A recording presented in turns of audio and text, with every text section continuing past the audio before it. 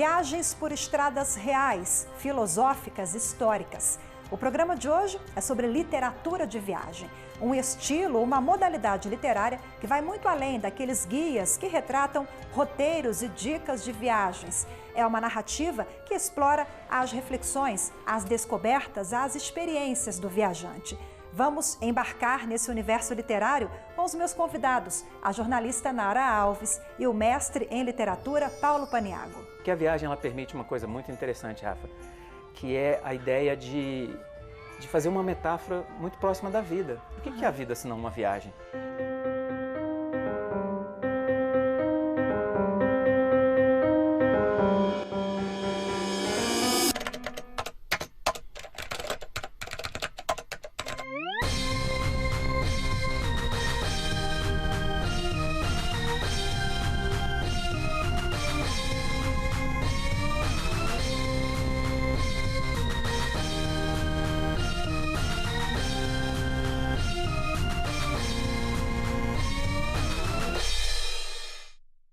Ao meu lado, neste primeiro bloco, a minha convidada que reuniu tudo isso no livro 66 Histórias de uma Volta ao Mundo, a Nara Alves. Nara, seja bem-vinda ao programa. Muito obrigada pela presença. Obrigada pelo convite. Bom, nesse livro você conta um pouquinho das suas aventuras em vários continentes e também conta como nasceu esse livro, que veio de uma atitude audaciosa. Você largou um emprego numa grande emissora do país, largou tudo, pediu demissão e foi rodar o mundo. De onde surgiu essa ideia? Isso, surgiu depois de muito planejamento, né? Primeiro, economizei durante um ano para poder pedir demissão e chamei meu namorado, ele fez o mesmo. A gente vendeu nossas coisas, carro, móveis e tal, e fizemos um planejamento de uma viagem de um ano por 22 países do mundo. A gente, ao longo dessa viagem, eu fiz um blog e atualizei algumas redes sociais também. E quando eu voltei, eu reuni todo esse material do blog e surgiu o livro. Você me contava que você, no final do dia, fazia o textinho para o blog e daí até ajudou na criação do livro, né? Isso, ao longo do dia eu já ia anotando as informações para eu não esquecer, né? Então, se eu visse algo que me interessava, ou anotava num papel, ou anotava no celular, num caderninho, qualquer coisa que pudesse me ajudar a não esquecer das coisas. E no final do dia, eu reunia todas essas informações e às vezes eu postava a cada 2 ou 3 dias, mas eu estava sempre atualizando o blog, né? Então, quando foi na hora de reunir as informações para o livro, foi mais fácil, porque já tinha tudo registrado. Eu li aqui que você é dona de um texto bem-humorado, às vezes rabugento, né? Acho que são palavras suas, Sim. Essa, rabugento entre aspas. Quais são os elementos da sua narrativa, em linhas gerais? Acho que a minha visão daquilo que está acontecendo. Essa é o principal, quando eu digo que é rabugento, é que tem horas que eu reclamo muito, né? Você tá lá numa viagem, todo mundo enxerga isso como um glamour muito grande, né? Largou tudo para viajar. E eu reclamo muito, porque tem situações de perrengue, tem situações difíceis que você tem, e tem cansaço também, né? Quando você sai para viajar, as pessoas logo imaginam as férias, que você tá bem relaxado e você tem já um prazo para voltar. E quando você está numa viagem que você só vai e vai e vai e vai e vai e vai, sem perspectiva de retorno, ou pelo menos um retorno em breve, você tem que ter pausas para descanso. Então, não é uma viagem de descanso, não é uma viagem só de lazer. É a sua vida.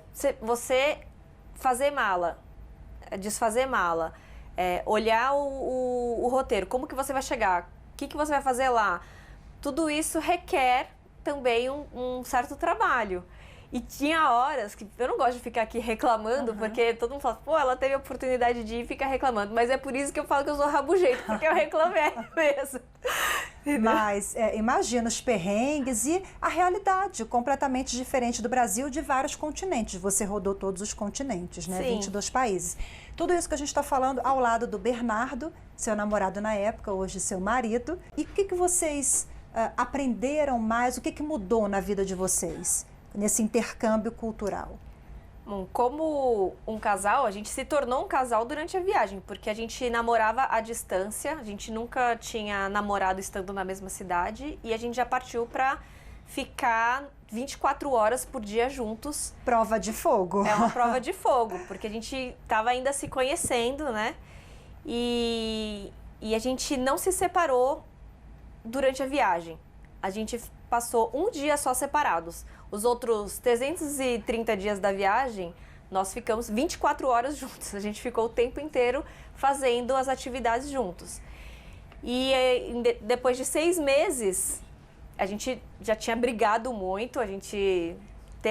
Inclusive, eu conto no livro algumas situações em que a gente brigou mesmo.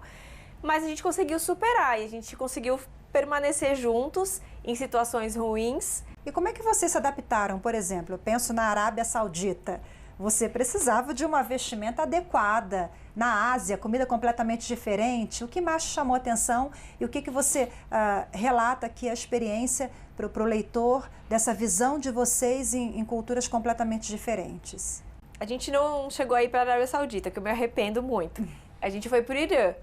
No Irã, teve isso que você está questionando, que foi um impacto cultural muito grande. Primeiro porque a gente chegou lá, eu diria, um pouco despreparado, porque a gente não tinha se atentado para o fato de que eles têm lá um bloqueio do sistema bancário norte-americano e todas as bandeiras de cartão de crédito que a gente tinha levado eram dos Estados Unidos, que é Mastercard, o Visa, essas bandeiras são todas norte-americanas. Então a gente chegou lá sem dinheiro, a gente não conseguiu sacar, a gente passou por um aperto muito grande e a gente chegou no Irã com um medo muito grande. Muito pela questão cultural que a gente tem aqui no Brasil, da influência dos filmes norte-americanos.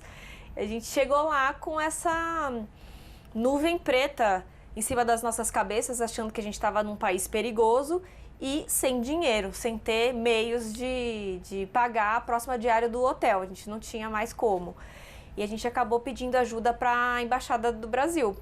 E aí uma cônsul brasileira acabou nos ajudando e a gente acabou ficando hospedado na casa dela e ela nos ajudou a enxergar o Irã de uma outra forma. Ela levou a gente para lugares muito interessantes, a gente conheceu pessoas inteligentes, mulheres independentes, pessoas modernas e que nos receberam muito bem e que têm uma vontade muito grande de conhecer o Ocidente e conhecer pessoas do Ocidente.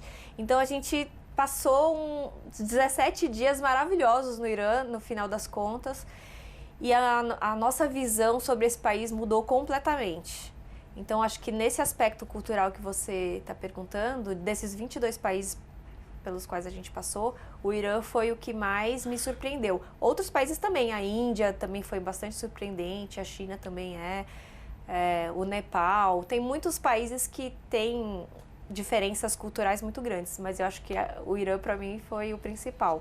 E você rompe, né, com vários estereótipos no seu livro. E foi assim na sua experiência. Porque às vezes a gente tem um olhar glamorizado ou com estereótipos de que lá a gente não pode pisar na Síria, sei lá, não sei se você esteve, por exemplo, na Síria, mas realmente a gente tem essa visão, né? Ou que é muito inacessível, é muito perigoso, ou que é muito maravilhoso. Sim. E não é bem assim, né? Tem alguns lugares que de fato são perigosos. Então, você citou a Síria. A Síria, quando a gente foi, ela estava sendo bombardeada. Então, a gente chegou na fronteira do Líbano com a Síria e as pessoas apontavam para o céu e falavam assim, ali passam os mísseis. A gente teve que passar por diversas barreiras de exército, barreiras da ONU, por causa da intervenção que estava acontecendo ali.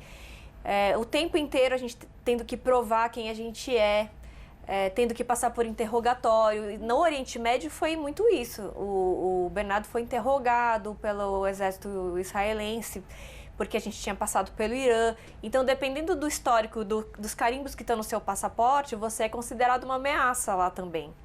E a gente passou por alguns momentos assim, não só em Israel, mas no Líbano, também no Egito. Naquela época, o ISIS, que é o Estado Islâmico, estava chegando na península ali do Egito, na península do Sinai, que era onde a gente estava. Então, a gente não conseguiu ultrapassar determinadas barreiras no momento que a gente queria, a gente teve que pedir autorização para poder subir o Monte Sinai, que era uma das coisas que a gente queria fazer. E a gente estava bem na época da Páscoa, que é um momento em que os muçulmanos estão lá, os judeus estão lá e os cristãos estão lá, então é um momento de muita tensão, existe uma limitação de número de pessoas que são autorizadas a entrar lá. Você troca essa ideia com o leitor, então, né? De dicas, cultura, absolutamente tudo, mas muito além de um guia de viagens, né? Não tem no livro nenhuma informação de onde ficar, de como chegar, isso não tem. O que tem é uma narrativa de como a gente fez. Então, quem quiser ver outras opções de viagens, tem que buscar outras fontes de informação. Tem um texto aqui muito bacana da Sônia Bride. A Sônia Bride é repórter da TV Globo, também viaja ao mundo, né, contando histórias. A Nara trabalhou com a Sônia Bride. Isso, foi. Ela foi uma pessoa que me incentivou a fazer a viagem, né? Ela mesma, no trabalho dela, viaja muito para fazer as reportagens e eu fiz algumas produções junto com ela nessas viagens. Inclusive, tive essa vontade de fazer uma viagem sem ser a trabalho por conta muito dessa experiência, porque quando você está viajando a trabalho, lógico que é muito prazeroso estar lá e conhecer o mundo inteiro, você tem essa oportunidade e ainda receber por isso, né, que é ótimo. Mas você tem limitações, você tem que fazer aquilo que esperam que você faça o tempo todo. Então, você perde um pouco de liberdade. E essa liberdade de sair, que eu acho que a Sônia viu que seria bacana se eu aproveitasse essa vontade de poder fazer o que eu gostaria de fazer e não somente aquilo que era esperado ou que estavam me pagando para fazer. Quem quer comprar o seu livro, quem quer trocar experiências de viagem, conhecer um pouquinho mais sobre esse estilo, esse gênero literário, que é o teu livro, né? Como é que a gente encontra? Rede social? O livro tem uma página no Facebook, que é @Histórias de uma Volta ao Mundo. E ele também está disponível no site da editora, que é oviajante.com.br. E nas livrarias, nas principais livrarias do Brasil.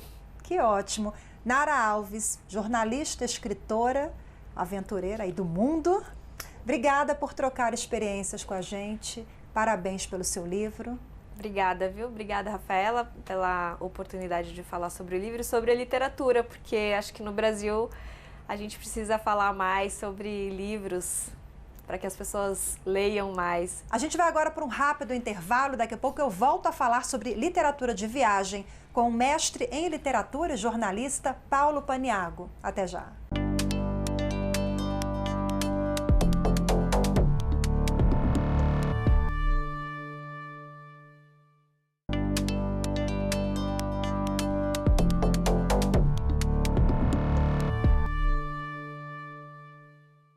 O programa está de volta e hoje em pauta literatura de viagem. Quem está ao meu lado neste segundo bloco é o jornalista mestre em literatura Paulo Paniaggo. Paulo, muito obrigada mais uma vez pela participação conosco. Obrigado você, Rafa, pelo convite. Paulo, que está aqui com a gente de vez em quando no quadro Minuto Literário, hoje a gente vai ter um tempinho maior para conversar sobre literatura de viagem. Bom, eu quero começar pelo gênero ou pelo estilo. Como é que a gente classifica? Uma modalidade, talvez, né?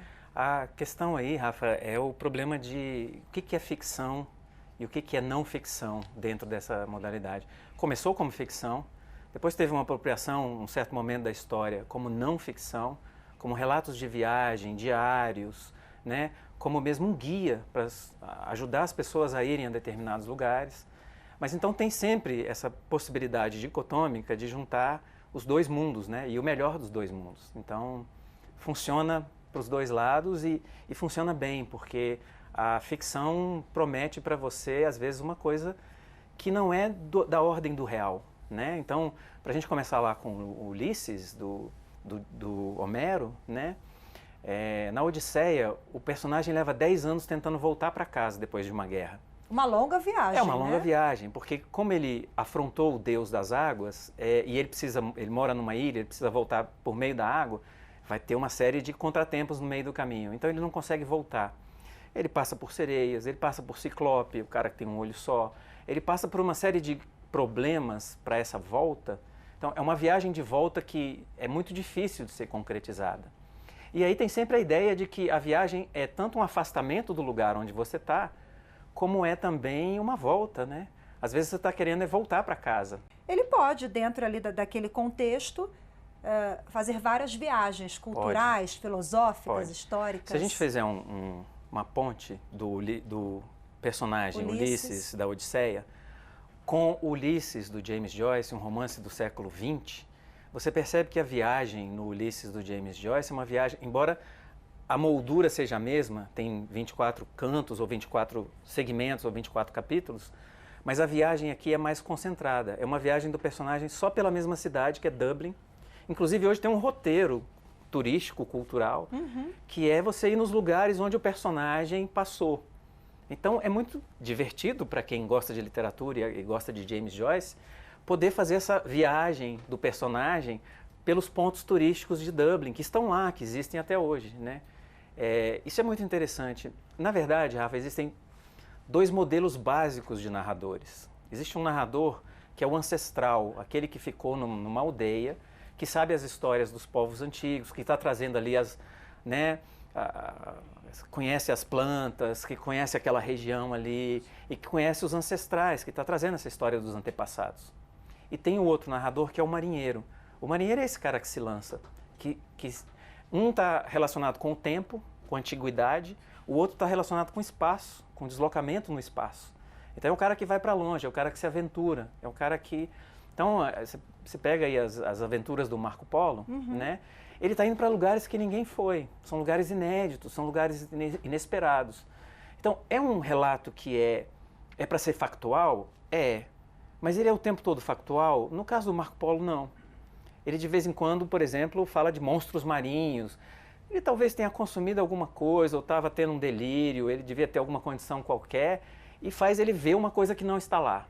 Então, esse fato, ele meio que promove essa articulação entre esses dois mundos, né? Então você tem grandes aventureiros reais, pega um Shackleton encontrando lá o Polo Sul, ou pega um Amir Klink, que é um cara sensacional, que faz a primeira travessia entre a África e o Brasil, né? Essas pessoas estão se aventurando e depois contando o que é essa aventura, relatando coisas inéditas, lugares que a gente não viu, uma situação, uma experiência, né?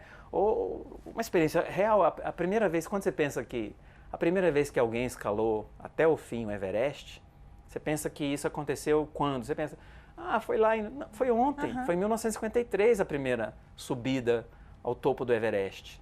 Mas o cara que sobe pela primeira vez no Everest, hoje, né, você tendo dinheiro, recursos e tal, você consegue. Mas naquela época era muito difícil. E o cara vai e faz essa aventura e depois ele transforma aquilo num relato, né? Então tem esse lado factual que é muito importante, mas o lado aventuresco da viagem, porque a viagem ela permite uma coisa muito interessante, Rafa, que é a ideia de fazer uma metáfora muito próxima da vida. O que é a vida senão uma viagem? Você está indo o tempo todo rumo ao desconhecido. Claro que você se cerca das coisas conhecidas, das rotinas, para exatamente não se surpreender o tempo inteiro. Mas você nunca sabe. Quanto você menos espera, acontece uma coisa, né? Alguém é atropelado, alguém morre, alguém próximo, você mesmo se acidenta, tem uma coisa que não estava na rotina, né? Então, a vida como uma aventura, de alguma maneira, é transportada para o ambiente da literatura. E a literatura faz isso funcionar ricamente, assim. A crônica tem uma relação também com a literatura de viagem, se a gente for pensar lá atrás, né? Tem. Então, como você falou, tem um pouquinho de tudo. A crônica, ela começa como uma coisa factual, Ela começa como uma modalidade da história de registro cronológico dos eventos. Então, por exemplo, a Carta do Caminha é considerada uma crônica, né, nesse sentido. Mas depois a crônica vai se transformar num gênero mais ou menos literário, um pouco jornalístico, um pouco literário, mas enfim, dá essa possibilidade. No caso brasileiro, você tem uma especificidade que é a seguinte: na crônica brasileira, você tem um personagem que é o João do Rio, que está saindo da redação. Os jornalistas ficavam quietos na redação, esperando as pautas chegarem. Esse é o cara que primeiro sai, vai para a rua. E quando ele vai para a rua, ele encontra uma série de personagens e situações que não estavam sendo cobertas pelo jornalismo. Então ele encontra tabuleta, ele encontra gente que tatua, ele encontra consumidores de ópio, ele encontra gente que faz pintura fora da academia das belas artes. Então ele encontra um mundo tão vasto, ele sobe o Morro do Rio. Jornalista nenhum estava fazendo esse movimento. Isso é uma viagem, num certo sentido. É uma viagem de descoberta daquela cidade que você não conhecia, ou que conhecia, mas está lançando um olhar novo para ela. Então, essa viagem ela se desdobra em muitas possibilidades. Tem um momento na história da literatura, Rafa, no século XVIII, em que as pessoas começaram muito a fazer viagens de estudos. Essa viagem de estudo, para um artista, para um escritor, era também uma viagem de aprendizado, de conhecer um lugar, um ambiente novo. E com esse crescimento do turismo, a gente pode falar em um reflorescimento desse tipo de sim, literatura, porque aí né? começa a aparecer demais essa literatura. Ela começa a ganhar um novo escopo, uma nova ordem, né? Porque agora é alguém que está indicando como viajar, qual é o navio que você pega, onde você desembarca, que roupa levar para determinados ambientes e situações. Então você tem uma coisa ali mesmo de a criação de um modelo de guia. Mas também é um guia de iniciático, num certo sentido, porque toda viagem tem um componente de iniciação, se a gente pensar bem. Você está se lançando para o desconhecido. E você vai passar por provações, perder, ser roubado, não ter hotel para ficar, não ter lugar onde se hospedar. Você vai encontrar uma série de situações inesperadas, você vai ter que lidar com elas, que são novas, né? Então, tem um guia, tem como me ajudar? Algumas pessoas vão criar isso. Mas nunca se perdeu esse pezinho com a aventura de estar no mundo, de estar num lugar. E essa aventura tanto pode ser aqui nesse mundo, como a viagem pode ser uma viagem interplanetária, né? Se a gente pensar na ficção científica, começa a virar uma viagem para fora, uma viagem ainda mais longa, né? Ainda mais longe. Mas o tempo todo, no século XVIII, no século XIX, por exemplo, você tem ali o Moby Dick. O que é Moby Dick? É uma longa viagem, mas também é uma viagem iniciática. O que é essa baleia? Por que esse cara está tão obcecado com essa baleia? Ah, porque pegou a perna dele, mas isso não é o suficiente para o cara ficar tão obcecado. E ele vai e começa a regimentar toda a embarcação para ir nessa viagem de procura de uma única baleia. O que é essa baleia? É Deus, é não sei o quê, é uma representação da metafísica, da possibilidade de transcender. É tanta coisa, né? Depende de como vai ser lido, depende da época que vai ser lido. É curioso porque o Melville, o escritor de Moby Dick, ele fez vários livros com o tema de viagem. Ele era um escritor muito rico nessa ideia de viajar. Então ele tem muito essa noção de se lançar para lugares inóspitos, né? E o inóspito no século XIX é também o inóspito do Conrad, que vai no coração das trevas, que vai para uma África profunda, aquela coisa primitiva de uma busca, né? O que é que está acontecendo ali? Vamos tentar recuperar as origens? As origens geram um tipo de literatura de viagem científica. O Darwin, quando se lança na aventura de conhecer o mundo e, né, viajar o mundo, ele passa ali um tempão encontrando continentes e trazendo espécimes para analisar e depois formula uma teoria que é absolutamente inovadora para a ciência, né? Isso é parte da viagem. Ela dá um escopo de abertura muito grande. Você tem o tempo todo alguém se lançando numa viagem, né? Agora, Paulo, você falou de guia, né, com dicas e tal. Esses guias, 4 rodas, né, no Brasil, muito conhecido, assim, antigo, né? Hoje acho que não sei se as pessoas usam o 4 rodas, mas enfim, é literatura de viagem isso? O guia com dicas também? É uma modalidade de literatura de viagem, porque o que está acontecendo? A academia considera como? Às vezes nem sempre, mas o que acontece? Você tem ali uma fronteira que ela está sendo muito porosa, ela está deixando passar muita coisa, né? Então, observa, você está falando do guia de viagem. Para muitas revistas americanas, a viagem é um tema recorrente. A The New Yorker usa isso, a Esquire usa isso. Aí, a lista enorme de revistas que dão a viagem como uma modalidade jornalístico-literária, né? É uma coisa do sujeito que foi lá, viu algo. Ela pode ter um componente político. Você pega o John Reed, que vai cobrir a Revolução Russa, e faz um livro que vira um livro mítico, que é 10 Dias que Abalaram o Mundo. Né? O cara se lança numa aventura de ir à Rússia, é um jornalista americano, para ver o que está acontecendo lá, para poder relatar, passa por perigos, ele é quase morto num determinado momento. Ele foi salvo aos 45 do segundo tempo, ele quase leva um tiro, né? Quase é executado. Mas depois ele conta ao mundo essa história. O que é essa aventura? É também um relato de viagem. Né? Então esse relato de viagem ele tem uma amplitude de possibilidades. Só para te dar 2 exemplos que são bem interessantes. O Sterne escreveu um livro, que é um escritor inglês, no século XVIII, chamado A Vida e as Opiniões do Cavalheiro Tristan Shandy, que é um sujeito que está fingindo fazer um livro de memórias. O livro de memórias dele é um livro de viagem, porque é uma história da família, é uma história que às vezes é dele, mas é um livro de digressões, ele não conta uma história em linha reta. Um outro livro muito interessante é do Xavier de Mestre, chama-se Viagem à Roda do Meu Quarto. O Xavier de Mestre era um oficial do exército e aí ele entrou num duelo, foi condenado a ficar 42 dias preso dentro de casa. E ele resolve escrever um livro de viagens dentro de casa, ou seja, o quarto dele é o suficiente para ele fazer uma viagem. Ou seja, percebe que a viagem ela não precisa ser geográfica, física, de se lançar no mundo. Às vezes é uma viagem mental, né? É uma viagem formulada apenas pelo poder da imaginação. Então, a literatura sempre se aproximou muito desse tema, porque ele é muito rico, ele abre muitas portas, ele dá muitas possibilidades. Ok, Paulo, infelizmente o nosso tempo chegou ao fim. Muitíssimo obrigada pela sua participação mais uma vez. Eu que agradeço ao convite, é muito gentil.